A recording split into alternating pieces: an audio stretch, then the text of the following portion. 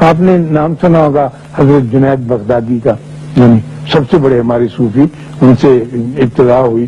جسے کہتے ہیں مڈ لگا، بہت بڑے، لیکن وہ صوفی نہیں تھے، وہ خلیفہ بغداد کے دربار میں ایک پہلوان تھے، ایک بہت بڑے ریسلر تھے، جیسے آپ کے یہاں گاما پہلوان نہیں تھا اور دنیا میں مشہور تھا، تو جنید بغدادی بھی مشہور تھے، اتنے بڑے پہلوان، تو کوئی ان کا مقابلہ کرنے کے لیے تیار ہی نہیں ہوتا تھا۔ تو ایک روز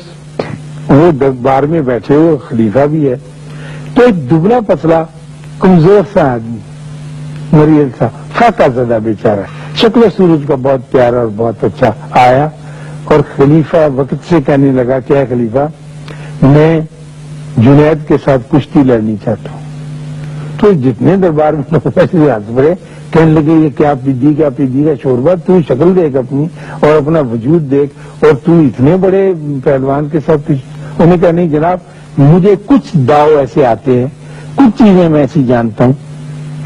جو کہ اور پہلوان نہیں جانتے، اور وہ ہمارے پاس کچھ خاندانی گورے ہوتے ہیں کچھ داؤ،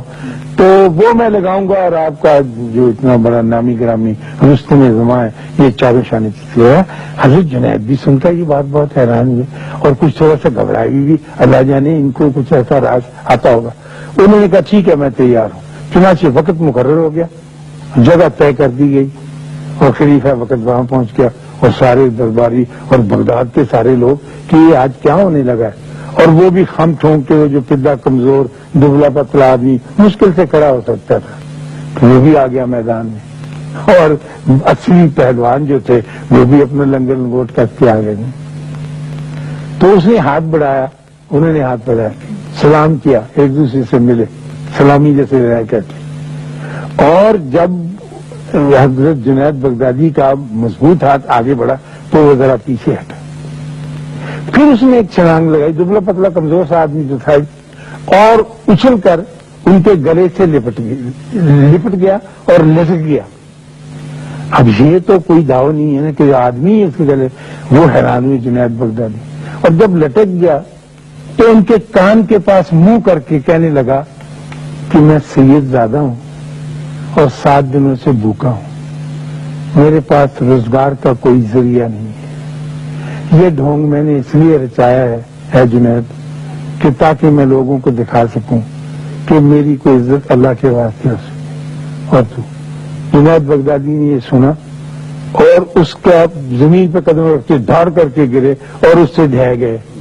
اور وہ ان کے سینے پر چڑھ کر بیٹھ گیا، اور تالی بج دی، اور دنیا حیران پریشان ہوگی کہ یہ کیسے ہو سکتا ہے۔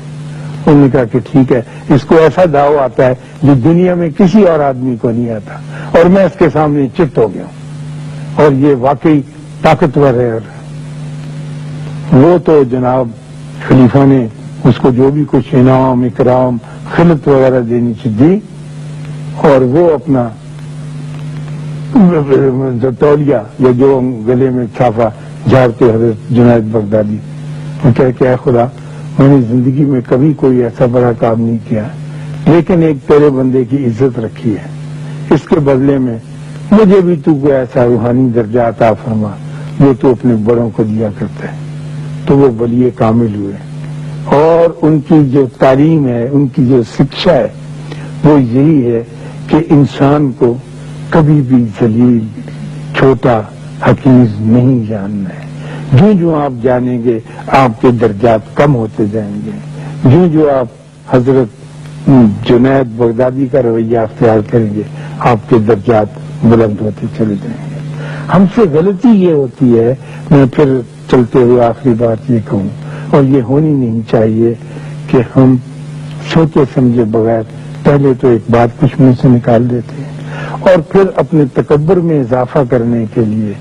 اس چیز کو ترا امتیاز بنا لیتے ہیں جو آپ کے کمال کی وجہ سے نہیں ہوتا۔ بچوں کے نمبر آ جانا، آپ کا خوش شکل ہونا، آپ کا چہرہ اچھا ہونا، آپ کی رنگت گوری ہونا، اللہ کے واسطے یہ عطائے خدا بندی ہے، اس کو تم اپنی تلوار بنا کر لوگوں کی گردنیں نہ اتارتے کرو۔ اور خدا نہ خواستہ اگر ایسا وقت آ گیا کہ صرف آپ کی ذات ہی اس کو پر رہنے لگی، آپ یا آپ کے بچے جیسا، تو یہ زندگی گزارنی بڑی مشکل ہو جائے گی۔ خالی ساری ویران دنیا میں لوگوں کو آباد رہنے دو، ان کے ساتھ ہنسنے کھیلنے دو. ہاں میں چلتے چلتے یہ بتاؤں کہ وہ بچہ مل گیا